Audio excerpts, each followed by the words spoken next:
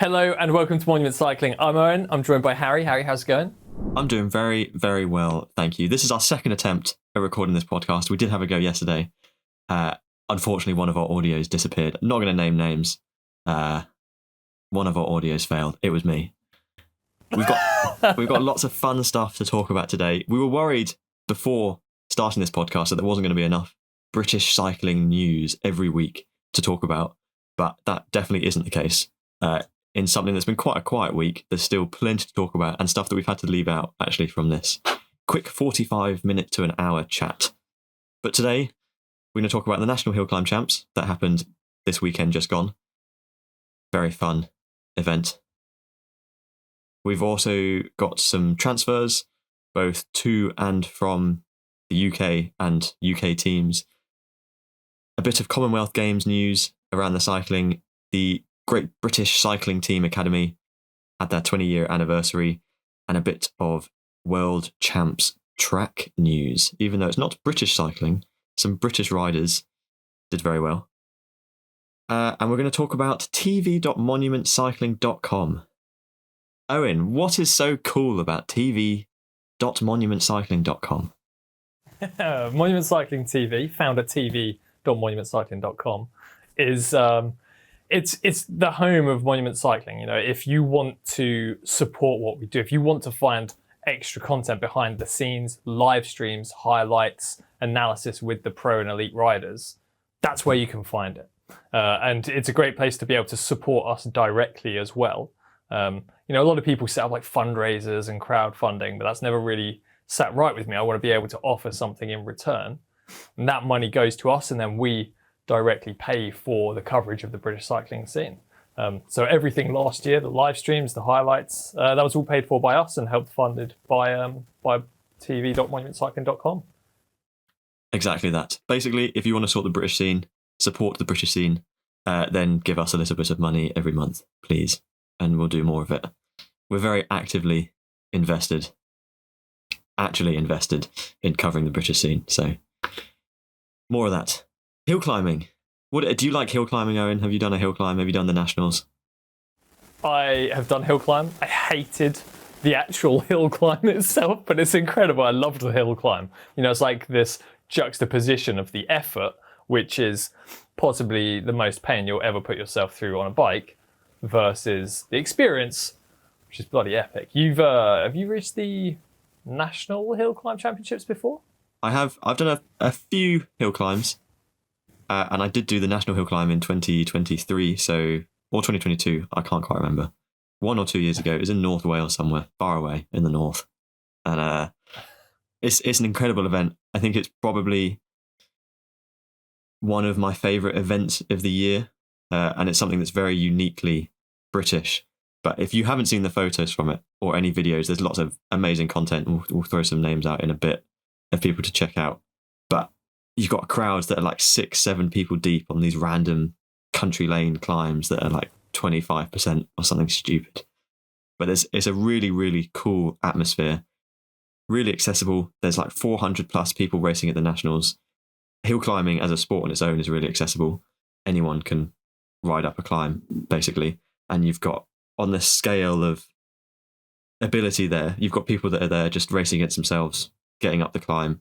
And that's a cool achievement. And then you've got people on the other end who are probably some of the fastest riders in the world at riding up 4-minute climbs, basically, which was the one this year.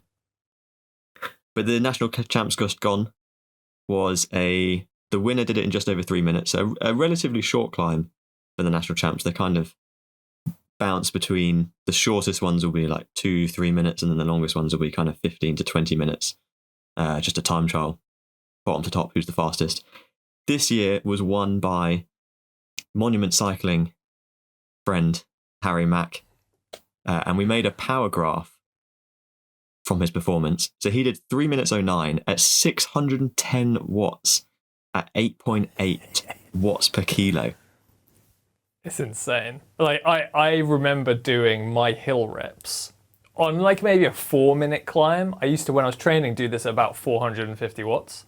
Or maybe a bit less, and to think that Harry Mack is hammering out 600 watts on that climb is utterly mind-blowing. And I mean, it shows because he beat Andrew Feather. Andrew Feather being like the sort of the generational goat right now, if that makes sense, of hill climbing. Enough that he's almost made a career out of it.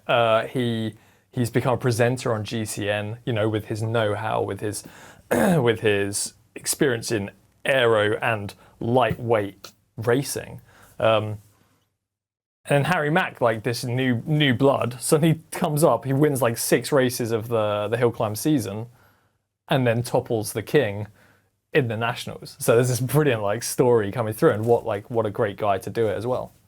Yeah, he's we talk about characters a lot in the sport and how we want more kind of fun characters, just interesting people. Harry Mack definitely fits that description. If you don't know who he is, just go and follow him on Instagram. He's always getting up to some crazy stuff. He's done a few bikepacking trips on his YouTube that you can check out, and lots of fun videos on his Instagram account. But this kind of sums up Harry from last year. Extremely quick, a little bit loose, and it's probably a nice way of putting it. He turned up to the Nationals last year and forgot his skin suit and ended up finishing a couple of seconds off the podium in a spare jersey and shorts that somebody gave him, I think. So he missed out on the national podium last year at the hill climb because he forgot his skin suit. I swear he didn't this year. I read that he'd had a few pints before the race as well.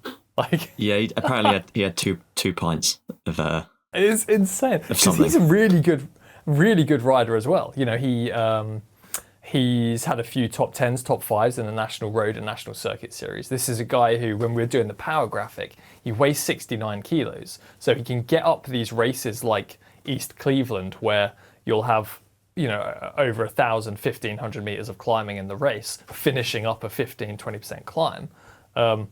He's this perfect blend of like power versus lightweight. So to think the power numbers that he's putting out are almost, you know, you're more likely to see those numbers on the World Tour, really shows just how strong Harry is. But not necessarily, you know, like, I don't think we're necessarily saying Harry should be on the World Tour right now, but it shows how incredible hill climbing is, doesn't it? Exactly. I mean, the sort of guys that are in the top 10 are all incredible cyclists in their own right, very good at road racing as well. Like, it's pretty transferable. If you can go up a hill at 600 watts, you can do pretty well in a race. But I find it so interesting that this is such like a hyper-focused niche within cycling. Like, I think these guys that are getting top 10s every year at the National Hill Climb are probably the best riders in the world at riding up 5 to 10 minute climbs as hard as they can once. Yeah. I'm not gonna deny that. I think that's 100% true. You're probably only going to see, you know, people like Tadej Pogačar, of course, is going to beat Harry Mack up a climb. Although I want to see that race, let's try and make it happen. Can you imagine Tadej Pogačar turning up to a hill climb? It would be nuts. Yeah, Tadej versus Harry along a country lane next to each other, just a drag race for a few minutes. Make it happen. These riders are, I think I compared it to your 1,500 meter rider is going to have an incredible kick at the end of 100 meters or 200 meters, the final 200 meters of a race. But these guys are your 200 meter sprinters in a way. They are the specialist that is going to beat a World Tour rider, you know, any given World Tour rider in that event. And it's incredible to think that there's this underlying level of talent that, if nurtured a bit, could actually step up to the World Tour and not be out of place. Potentially. I don't think all of these riders, I don't think it's all transferable. But I think yeah, of course. I think it is just like when we say that the numbers are World Tour level, that's in no way saying that they can just step into the World Tour. It's just that I've done power graphics for World Tour riders that is far lower than the numbers that Harry was putting out at the National Hill Climb. Yeah. Obviously, again, with the context of these riders are training to do it at the end of 250k in a classic, like it's a different kind of training. But these numbers are just insane like that. Do you think Now this is a crazy idea. I'm comparing hill climbers to World Tour riders and saying, if given the right circumstances, they could step up to the World Tour. What if hill climbing was a massive sport in its own right, where you didn't have to compare like that? If you just could say, this guy's the best hill climber in the world, and he actually makes a living doing that. Would people watch hill climb races if that were the case? I'm going to have to put my traditionalist hat on and be a bit...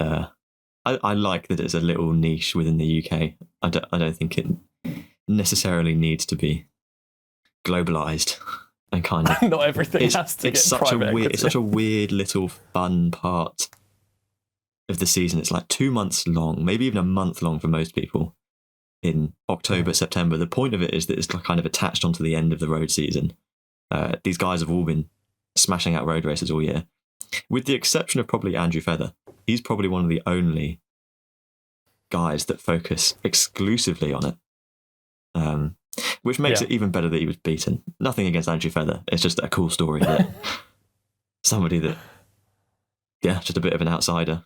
I mean, he's not an outsider anymore, but when you're fighting against Andrew Feather, it's you're always going to be a little bit of an underdog.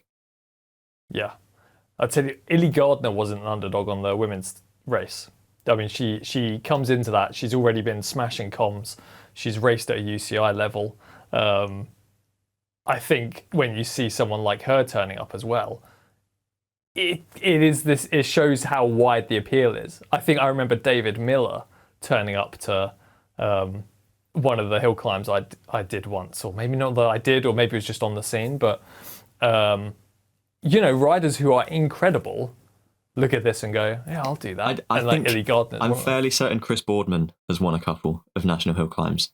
Yeah. Which is an interesting point. I'd really like some of the British pros, the World Tour riders, to come and give it a go for a couple of years. I know Paul Double podiumed a few years ago, who's now racing for, I think he's just about to step up for Jayco Alula. He's definitely got a World Tour contract for next year. But he did it again. He did it as a bit of fun, basically, at the end of his season on a borrowed bike, if I remember correctly. But yeah, Illy Gardner over in the women destroyed the national hill climb champs again. She's won it a few times now. I know she's been out in the summer taking a lot of KOMs. I think she took one in the Alps. It might have been the Alpe d'Huez KOM, which is obviously very competitive.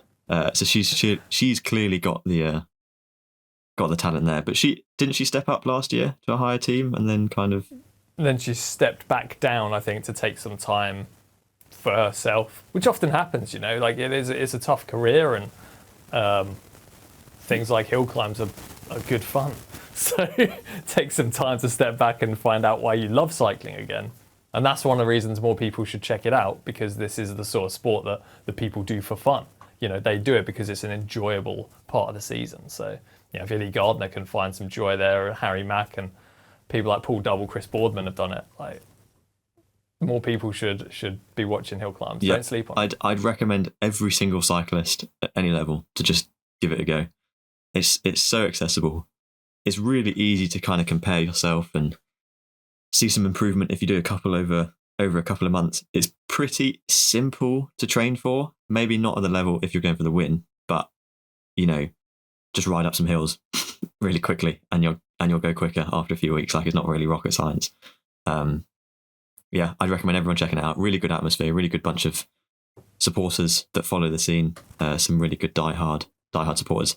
Go and check out Illy Gardner and Harry Mack on Instagram, and enter some hill climbs for next year. They normally kick off at kind of early September, very late August, and go and win national champs. Try and beat Harry next year. Talking about riders, we had some interesting transfers announced. So we've picked out a few that we're going to talk about. First of all, we've had Lucy Benezet to Lotto Destiny. So a rider that predominantly racing on the British circuit, stepping up to a continental, a team on the continent. But she had a very good year on the national series, didn't she? Obviously, she did a lot of races abroad, but she did quite well on the national series.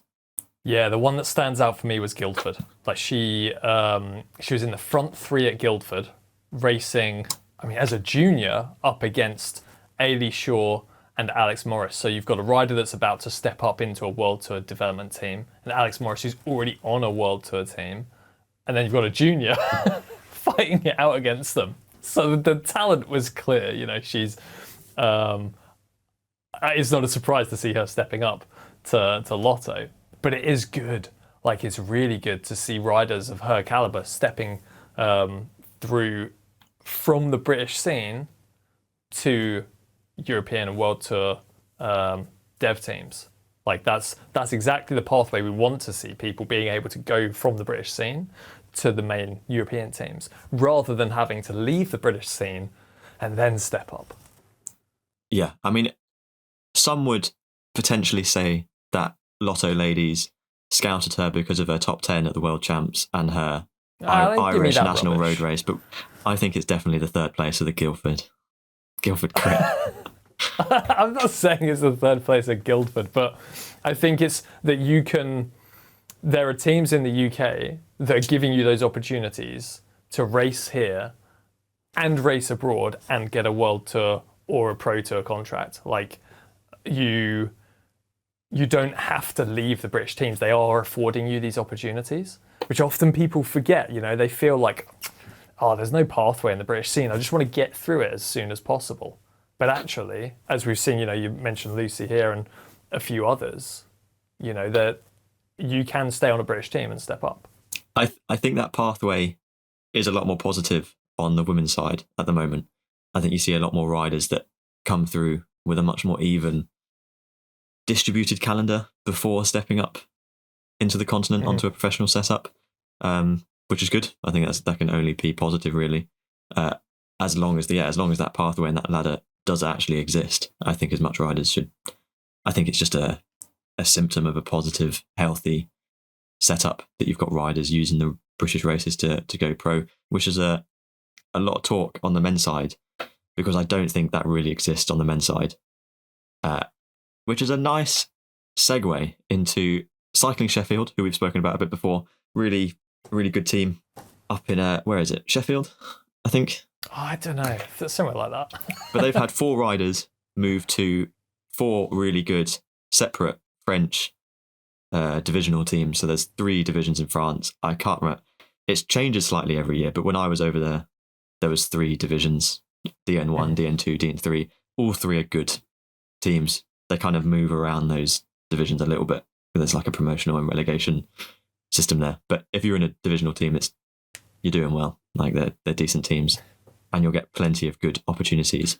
But yeah, they announced they had 4 riders move over there, which is a pretty incredible rate of progression for those riders. We had David Hurd, James Hartley, the team Bricklebeck, which was a local team to me when I was racing out in Brittany. They were a really good setup back then, had probably one of the best riders in the region. I've forgotten his name. I should probably kind of follow what he's up to. But Jack Hartley over to France as well, and Max Krasinski. So 4 young riders. Hopefully we'll have opportunities to show off. Talking about that pathway through the UK as an amateur kind of young rider, ideally that would exist for these riders, and these riders would step up to maybe a British Conti team, focus on the national series, do some other races, some other UCI races in the UK, supplemented with a continental calendar, and then step up to, I don't know, the Pro Conti and the World Tour teams. But that doesn't exist right now. Yeah, unfortunately. I think the issue is that the quality of rider is there, and we see that when you have like the Cycle Classic, when you have the larger UCI races here, and you do get people come across. Like, British riders win those, and they go abroad, like Lucy, you know, in the World Championships, like Kat Ferguson, you know, in the women's side. The quality of rider is there.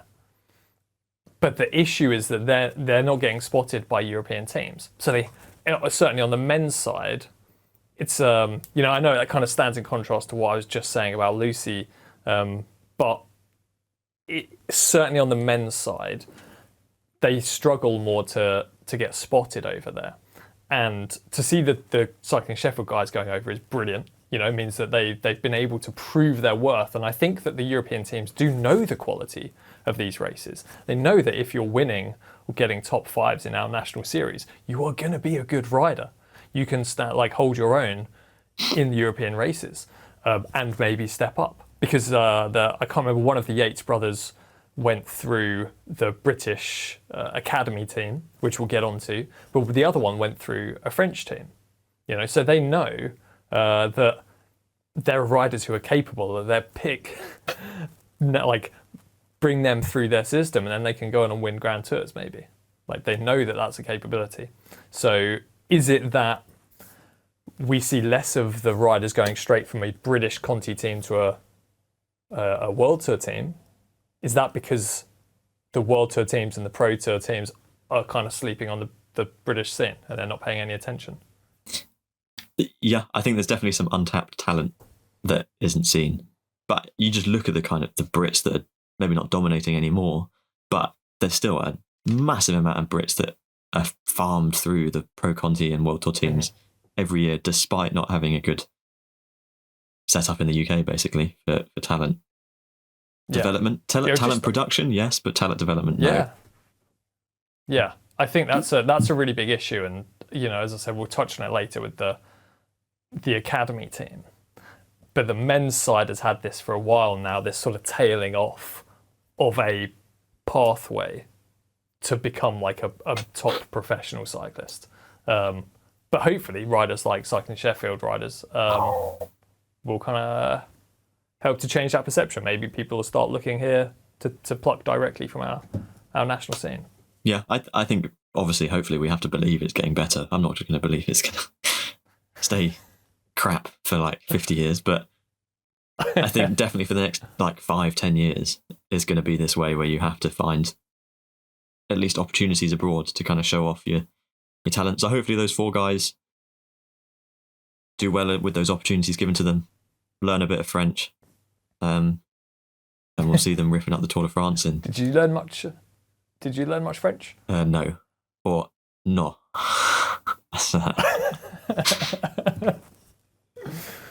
No. Yeah. I mean, I have excuses. I mean, there's no real excuse other than I wasn't very good at learning French. But it was during lockdown, so I wasn't really talking to anyone. I'll let you off. Yeah, if you do a lot better than I did in France, and you'll do well. On to the women. So we'll know Alba development team, basically the Scottish Conti women's team, from ripping up both national series this year with Ailey Shaw. They've lost Ailey Shaw. Maybe not lost, but she's, as the team is designed, she stepped up to the next step with the UAE development team. So hopefully again she'll have some opportunities there on a professional setup. But they have a raft. Is that the right word? A raft of signings. Signed a lot of riders. Yes, they have. They've given a contract extension to a lot of riders, and then they've signed from the now deceased Life Plus Wahoo, Maddie Leach and Eleanor King. 2 great signings. I'm sure they'll get plenty of opportunities in the UK and abroad. Mary Porton from the junior Tafauti, I think. Team, and Amy Gornall from Finish Line Race Team this year. And probably the biggest of all, I guess the biggest of all, world champion Nia Evans. Yeah, makes perfect sense because she's Scottish. I would suggest that they are going to be the team to take it to everyone else next year. They are to take those 2 Life Plus Wahoo riders. Maddie Leach is a former under-23 national champion, time trial champion. So she's a big engine, really strong rider. Eleanor King won races like the Cycle Classic. That she's quality. And then you cap that off with riders like Nia Evans, who is like a world champion on the track. That firepower in that team is insane. And people like Kira Bond, who have already won national circuit series races, they're clearly stepping up. And I wonder what their long-term goal is when you look at the strength of that team. I think the women's scene maybe could do with a British team stepping up to be just above them, maybe a women's World Tour team or a pro team, so that you've got this pathway. the riders don't have to then go off to Lotto Destiny. They can stay here and go, oh, it's cool, I'm going to ride for Alba. Yeah, exactly. Agreed. But yeah, really, really positive from them. You said that they're going to be the team to bring it to everyone else. I think that it's not really on them to bring it to anyone. I think the other teams need to bring it to them. Like, they've dominated. Yeah. Ailey Shaw, of course. Yeah. But it wasn't just down to Ailey Shaw. Like you said, with Kira Bond winning a circuit series, they had other riders popping up on the podium in the top 10 that are staying there for next year. So I don't think it's going to be kind of like a flash in the pan. I think they'll be fine.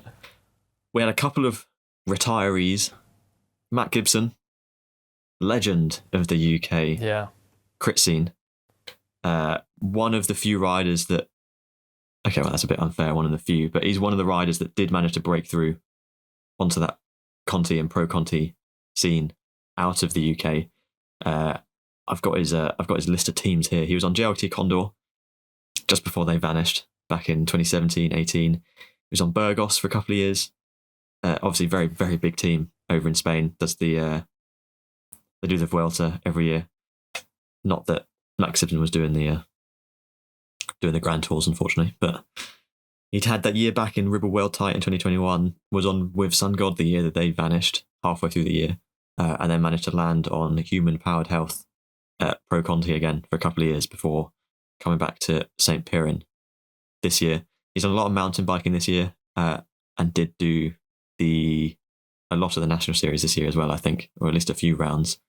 But yeah, really strong rider, massive in the UK. A lot of people know about him as one of these riders that popped out. There was always talk of him, chatting to World Tour teams, but maybe not.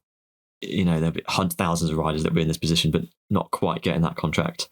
But that's not to take away anything from him. What do you remember about Matt Gibson? Firstly, Matt was a really nice guy. Like, he always had time for us, and I think he's a brilliant example of this this level in pro sports, not just cycling, but all of pro sports, of the riders who almost made it. But for something else going their way, maybe a certain result happening on one day, you win instead of coming second or third, or that contract talk, Matt Gibson, it was always seemed to be like, he's talking to a World Tour team here or there, and those talks were happening but never quite led to anything. There's this class of sporting competitor who just almost could have made it. And I'm sure Matt, must have some incredible stories. And I think the thing that always pains me is the British scene should be able to support a rider like him. He should be able to make a living on the domestic scene. Sorry, you for whatever reason you couldn't quite make it to the World Tour, couldn't quite make it to the Pro Tour, but there's a domestic scene where you can make a living and be good at what you're really good at. Objectively, he's one of the best riders in the country at this, and he should be kind of fairly remunerated for that. So it's a shame to see him step away, but hopefully it seems like he's doing it on good terms with the sport. You never want to see somebody step away and be bitter. I hope he's happy with what he's achieved, because he should be. Yeah, I was going to say the same. He should be very, very proud. I want to pick out probably one of his, looking at his pro cycling stats, his standout win, at least from looking at this, was at the Tour de l'Avenir. So the under-23 race where every cyclist goes through if you're going to make it as one of the best in the world. So he won a sprint stage. He won a sprint stage out of a peloton that included the likes of Gerben Tyson, obviously now a sprinter on Intermarché, very good sprinter. Rob Stannard, although this result from Rob Stannard was actually wiped off because he was retroactively banned for 4 years because of doping. He's still a good rider now. Tobias Foss was in this group, ex-time trial world champion.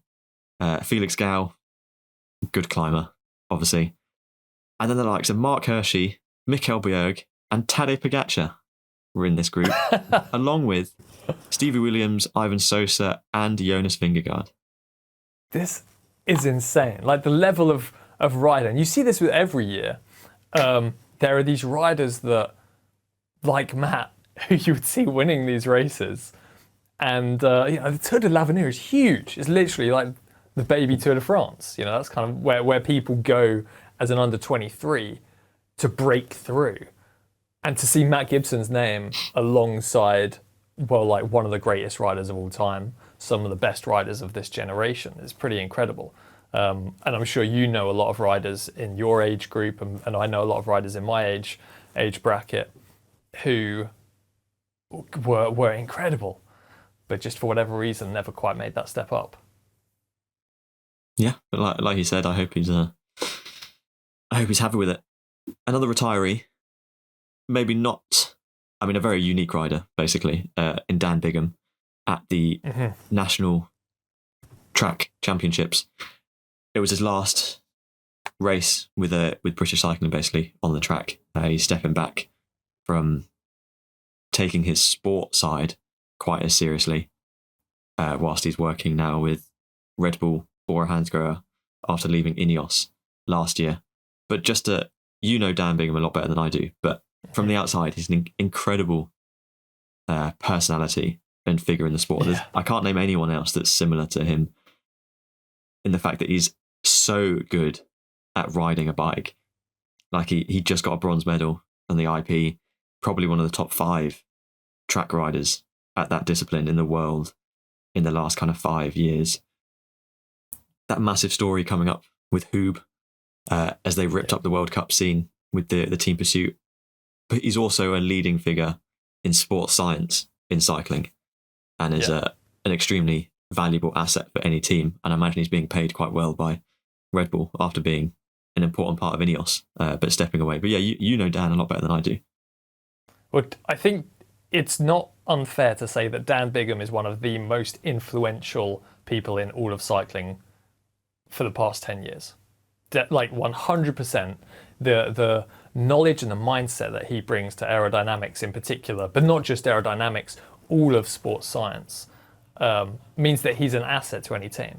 And he's not just somebody that can do this from the sidelines. You mentioned there, bronze medal in the World Cup. He's a former hour record holder, effectively running that as a test run so that Filippo Ganna can put that on the shelf away from anybody for the next few decades. To have that mindset where you can be the leading aerodynamicist in the sport and also one of the leading riders in the sport is insane. He's a really nice guy as well. Dan is, he always seems to have time for you. Seeing him be a world record holder, seeing him be a world championships medalist makes me feel better about the team time trial I once did with him. So you did a team time trial with him? Dude, it was horrendously painful. There were 4 of us.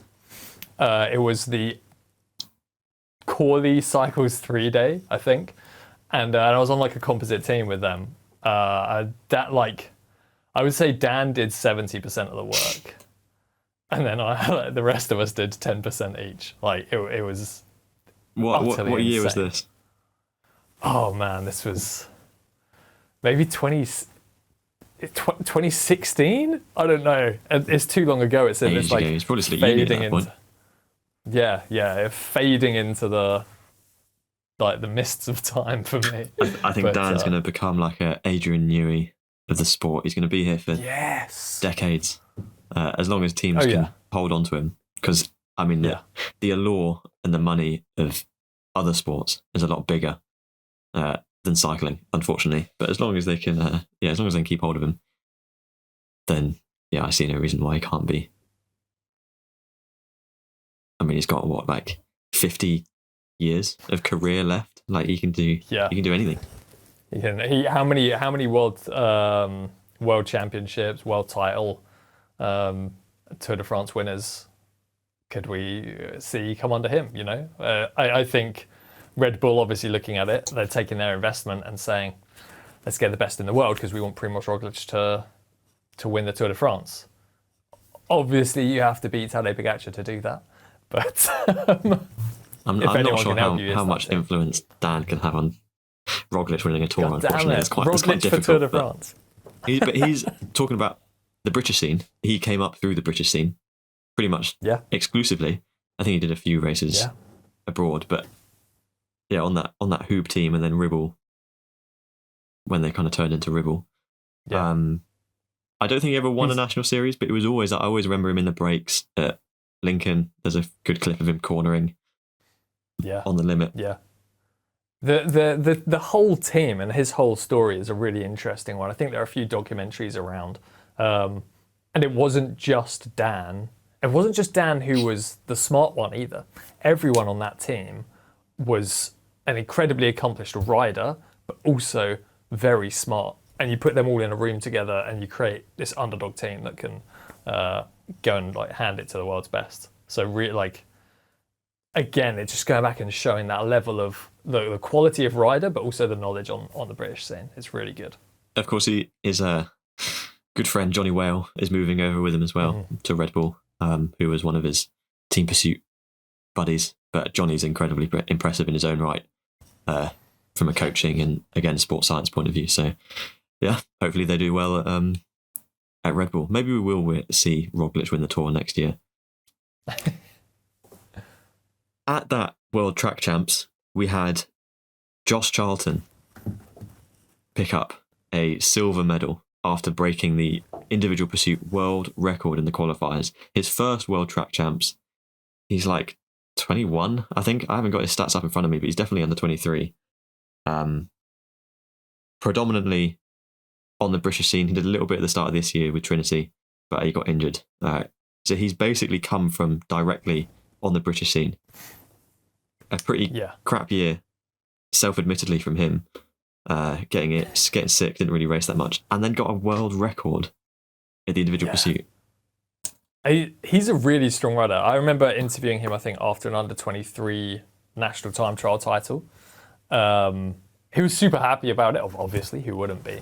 But a bit of a sleeper, as you say. You know, you have a bad year, especially as an under-23, it can feel like the end of the world. You're ill or you don't get the results that you want. But then it shows how you can bounce back. It shows the mental strength to be able to come back and world record and then medal up against riders like Jonathan Milan. I mean, the guy's like, how many Giro stage wins has that guy got? 5. Don't know. 5. That's a lot. Insane. He's a good rider. Yeah. So this level of rider there, like Josh Charlton, to be able to just step up and go, boom, you know, I'm good enough to do this. It wouldn't surprise me to see him getting a contract or a stagiaire contract with a World Tour team. Yeah, so he was on St. Piran in 2023, did quite well on the national circuit, did a few races abroad. Looks like he did 2 stages of the Tour du Rwanda in 2023. Don't know what happened there. And then he was on Trinity this year, which is always a good sign. Like, they kind of produce talent at an insane rate. But yeah, no team for next year at the moment. I assume he'll be stepping up to something bigger than Trinity. Not that Trinity's not big, but Trinity will be working overtime on that. They're really, you know, they're backed by the Trinity Rider Agency, which is I think Andy McCabe, actually, you know, son of the former head of the UCI. And Trinity have this track record of stepping riders up to be some of the best in the world. We've got Tom Pidcock, obviously, is the marquee rider. Cam Mason, Lucas, I can't remember his surname. Nureka. It's a tricky name to pronounce. These riders, like Trinity are one of the best rider agencies and development teams in the world. Luke Lamperti, of course. Thomas Gloag, Max Walker. Yeah. Ollie Rees now racing for that Portuguese team that we've talked about a lot in the other podcast, talking about the crits and the road races. Blake Quick, who's picked up a crazy amount of top 3s and sprints, racing for Jayco Lula now. Yeah, it's a who's who of the British scene. You know, riders that have stepped up. Luke Lamperti and Blake Quick, of course, being adopted Brits now because of that. I don't know how well. I don't know if they'd agree with that. But yeah, just an incredible performance from Josh, and hopefully he steps up, keeps going even further, and gets a few gold medals in the Olympics if he carries on the racing track. Talking about Olympics, big games. There's also the Commonwealth Games that I'm sure we all know about, maybe not think about that much. At least I don't. But they've announced recently that there is not going to be any cycling road racing at the 2026 Glasgow Commonwealth Games, which they're citing money, I assume. I didn't actually read it, but I assume they just don't have enough money. As far as I understand it, it was a bit of a late move to Glasgow that was meant to be in Australia, and then either Australia said they didn't want it or couldn't have it, and Glasgow picked it up, or were given it. I don't think the Commonwealth Games are going to be around for much longer, to be honest. I think it's a little bit outdated anyway. So, I mean, it's disappointing not to have road racing, but I think it's just a sign of the Commonwealth Games disappearing over the next kind of maybe decade or so. So it doesn't hit me too hard, but what do you think about it? It's a shame for the riders, because it's a good thing to have in your CV. It's really, and it's a good thing from a domestic standpoint and from a wider domestic standpoint, like the general public. If you say you're a Commonwealth Games medalist or medal winner, it's like, oh, wow, that's really good and really high level. Now the athletes know that, but because you're excluding this large section of the world, because it's only the Commonwealth, it means that it's got this. It sits in this slightly odd place in in the calendar and in people's mentality. Certainly, I think that it is not. I mean, we'll probably be able to ask a few riders about this, but it would be interesting to see how it affects your contract negotiations to be able to say, boom, I'm a Commonwealth Games medalist. But I think the bigger issue is, like you've just said, is the Commonwealth Games even going to be around much longer? The road race is an expensive sport to put on, an expensive event, and it'd be great to see it. But if you can't even run the road race, what do your finances look like? Yeah, I don't think it's I don't think it's a cycling story as much as it's just one of the most expensive sports that's getting the axe first, because it is one of the biggest impacts. But yeah, I just think the Commonwealth it feels, obviously it is the Commonwealth, it's the old empire. That's why the countries are there competing.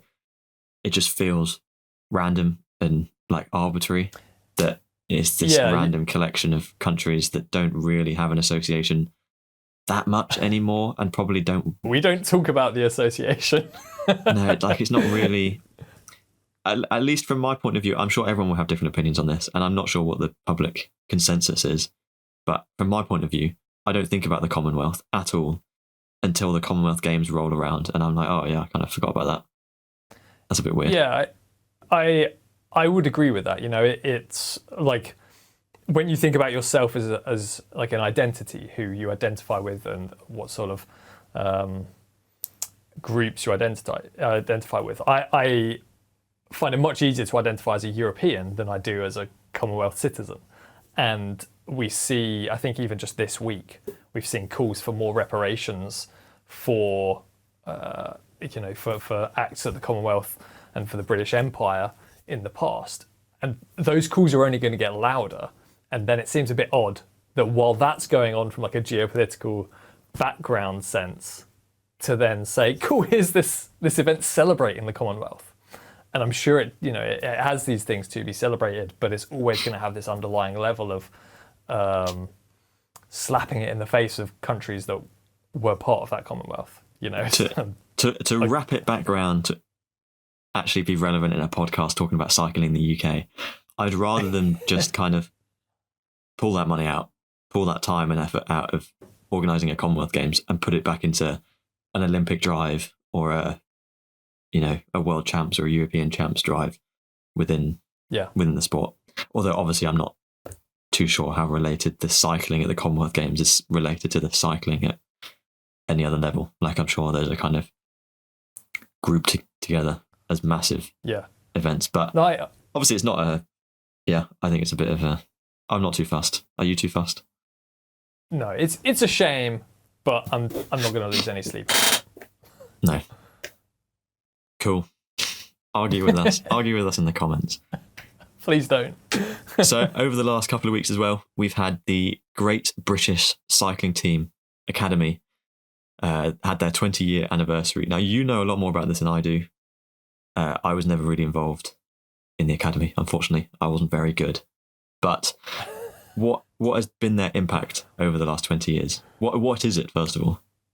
Well, it's the British Cycling's like academy system to take riders through, develop them for Olympic medals and world championship medals, effectively. Like it's worth bearing in mind that a huge chunk of British cycling's funding each year comes from Sport England and UK Sport. So they need to give a return on investment for that. And this is a brilliant way of doing that. These riders are kind of hand-picked and then more often than not go through on the track side and just, smash it out and get a load of medals. Now, it's an incredible system that's been incredibly successful. I think it was set up by Brian Cookson, who is on the organising committee of the Lancaster Grand Prix, former president of British Cycling, really good guy who's got the best interests of the sport in mind. And I think this is an example of like an incredible legacy that someone's been able to leave to help grow the sport, because I remember those riders on it. I think off the top of my head, there's probably riders like the Yates brothers have come through, Mark Cavendish has come through. And this is on the road and the track as well, so it's not just Olympic track. A lot of the best British riders of the last 20 years have come through the road teams. Yeah, well, we look at Chris Hoy is one who's in the news right now, unfortunately.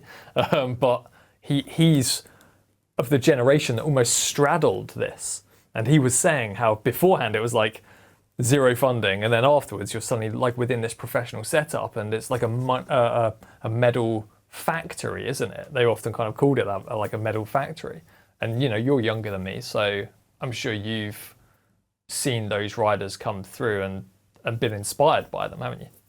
Yeah, I mean, I was inspired by the track riders, at least definitely to get on the track, probably subconsciously to start cycling.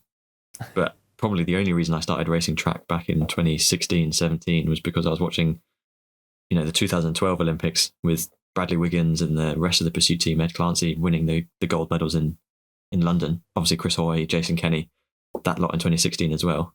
I think the legacy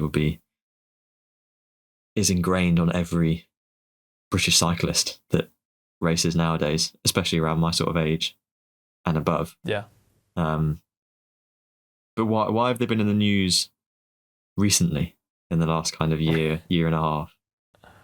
Are you thinking of the academy team, the road team dropping out? I am thinking about the academy team, road team dropping out.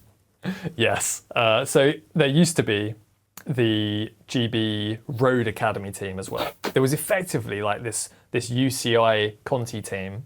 There was a perfect opportunity for young riders to step up to, if you were good enough, to step up to, and then race a full professional season on the road. And this team was like feared. I remember the Yates, as I said earlier on it, when it was around in my time, it was 100% me. It was like an anti-doping slogan.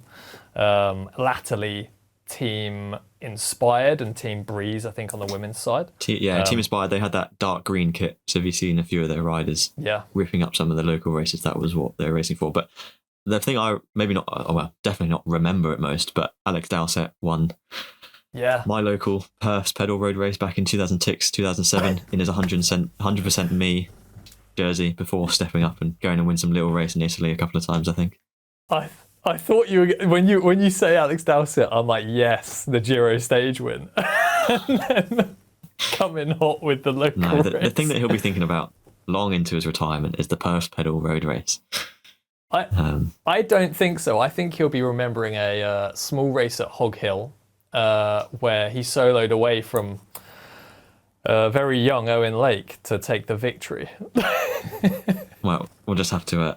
I'm not really old, so I don't actually remember racing against him when he was up and coming. I've raced against him recently, actually, in the last year or so, and he's still pumping out stupid watts. But yeah, that team, everyone will know that team. They've had a few different looks. But yeah, that was canned, wasn't it? Yeah. It died. unceremoniously. Yeah, it dissipated and became like something that you would see. I think British cycling supported riders on the British Conti teams, like St. Piran, like with Sungod when they were around. And I think it was a real shame to lose that. You know, I'm sure it's an incredibly expensive thing to run, but that gave this pathway because they were like a pro Conti team. Like they had riders of that quality. So it meant that if you were racing an elite or kind of British Conti level, you had this something to aim for, and then that had a pathway to go and step up onto World Tour teams. You mentioned Alba earlier, the British Academy team. In the past, there was the Wales Racing Academy as well, and something that I would love to have seen was like these three home nations be like have their own development teams and have their own professional teams that riders can step up to from that, because then the regional identity would be something that fans can kind of jump onto, latch onto, and see these riders develop and eventually step up to the highest races in the world.